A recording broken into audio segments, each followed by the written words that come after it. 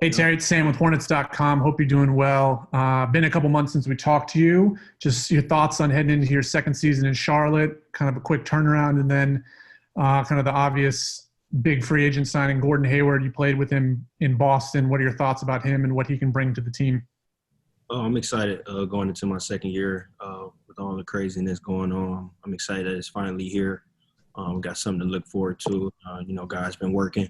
So, I'm excited for that. As far as G coming, super excited. Another vet, another guy that, play make for himself and others. So, I'm excited to have him over here. We've been talking for the last 2 days. So, it's just good to add another great piece like him. Thank you. Terry, Nick Carboni from WCNC Charlotte.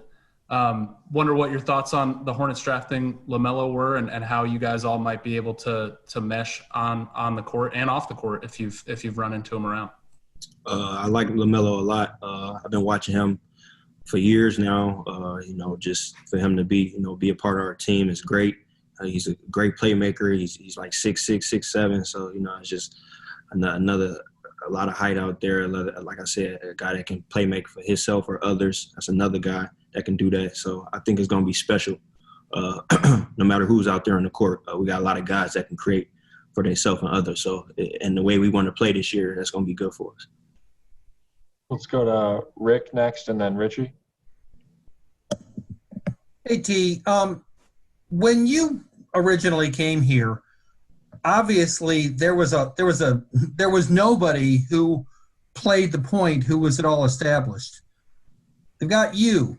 They've got Devontae. They used the third pick of the draft on LaMelo. How do you think all that will blend together as far going forward? Rig 3 is better than 1. So, like I said, the way we playing this year, a lot of people will be in for surprises. We got a lot of guys that if you're closer to the rebound, you push. We're gonna play off one another. Whether all three of us in there at the same time, whether G's in there with 2 of the 3, we all gonna make it work. We all want to play fast and off each other. So it's just a matter of doing that right now and getting to know each other and making it work. As far as how you were used last season, one of the things that was interesting, and I know you've said you played off the ball as much as you played on it, over the lifespan of your career. You were incredibly effective last season as a catch-and-shoot guy. JB said that was a really pleasant surprise. He just didn't know what to make of that initially. Can you talk about how you have found ways to make yourself useful in ways that simply go beyond having the ball in your hand all the time? Yeah, it just goes back, Rick, to just adjusting to what the team what's best for the team and what can help us, get better. Obviously, when you got a guy like Devontae who's developed a lot since the previous years, you got to have the ball a lot. So I just try to play off of it. And, I just give my team the best look I can. Became a great catch and shoot guy last year. It's just adding to my game, just showing that I can, do multiple things. And like I said, whatever this team needs me to do, I'm able to do it as long as I'm healthy. Thanks. Thank you, Rick. Hey, Terry, this is Richie from the Buzzbee podcast. Hope you're doing well. Rick kind of stole my question here, but I'm still going to ask it. It was pretty evident last season that you excelled off the ball. You were really in the upper tier of NBA players when it comes to catch and shoot threes. How do you think the additions of LaMelo and Gordon will complement your game and make your game easier because they are playmakers out on the court? Oh, yeah, I think you just answered it yourself. It's just 2 guys that can play make. I seen G. That's why the Celtics had the ball in his hands a lot because he can play make, go off the pick and roll. He can play make for himself or others. Like he can read picks very well.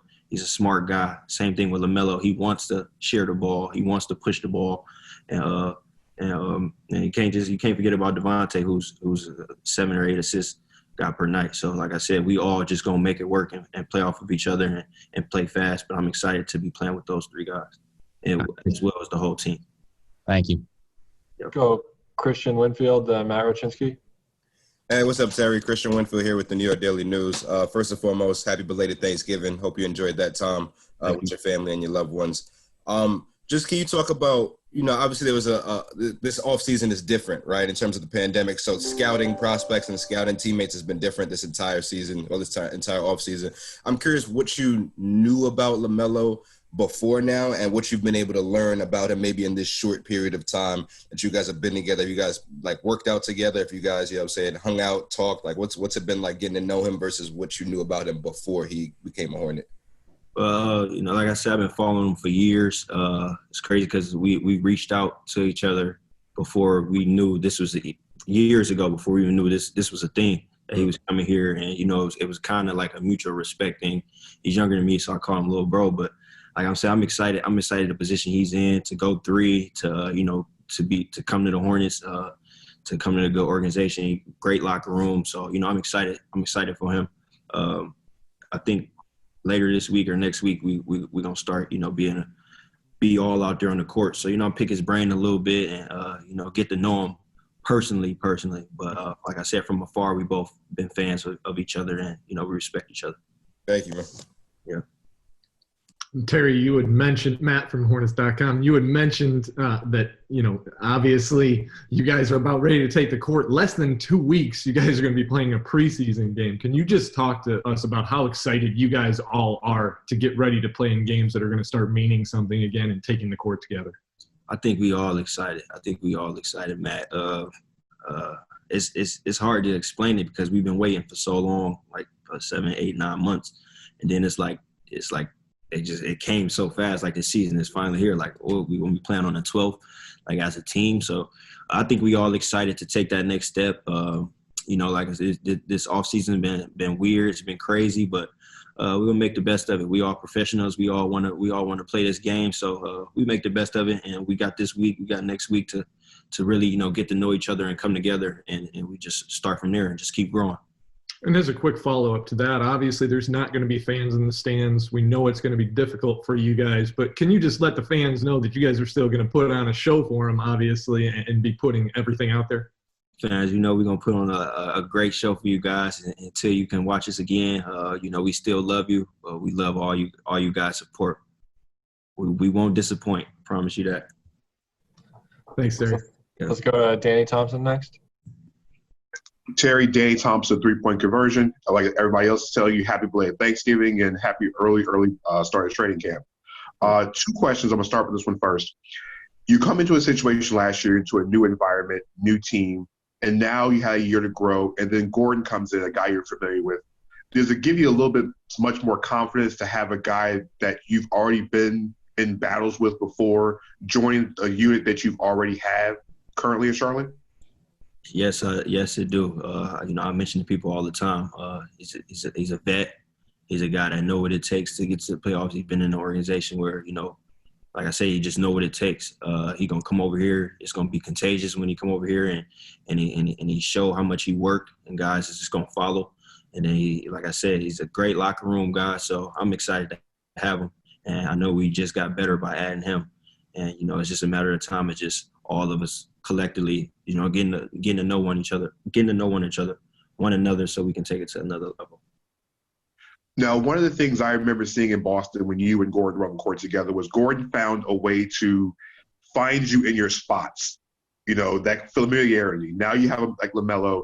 I know you say you're trying to teach LaMelo the things here and there. Are you going to tell LaMelo the same way you show Gordon how to hit you in your right spots? So, of course, you can knock down that 3-pointer on the catch and shoot?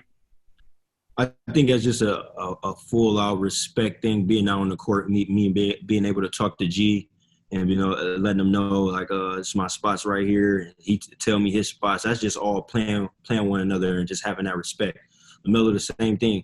I feel like guys like him and G, they know already, what they guys want. Because, like I said, they playmakers for themselves and they creators for other guys. So they already know if I like to spot up in one spot, they know to get it to me there, and it's vice versa, same thing. So some things don't have to be said, but some things deserve a talk, and it's always from a respect level and just get better.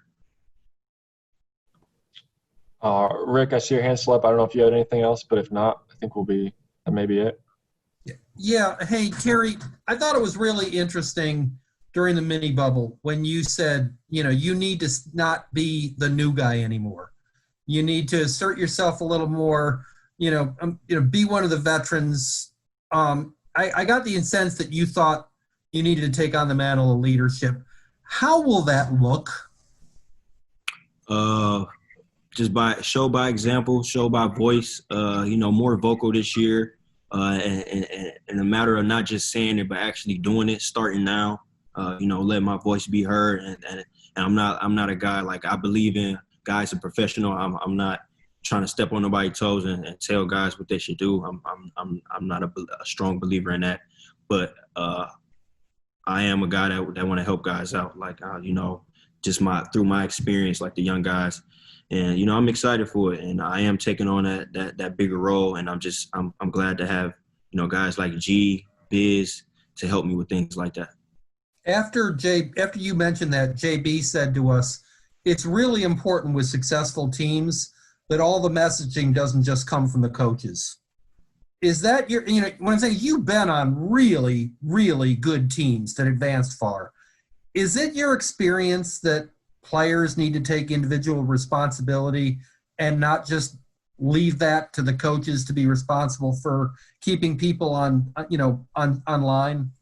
Oh, absolutely. And I say that because, like, when you're in a war, you basically in a battle with guys that you out there playing with. So, I mean, sometimes the coaches can say a lot, but they're not out there. So when it comes from a player that's out there battling with you, it kind of means a lot.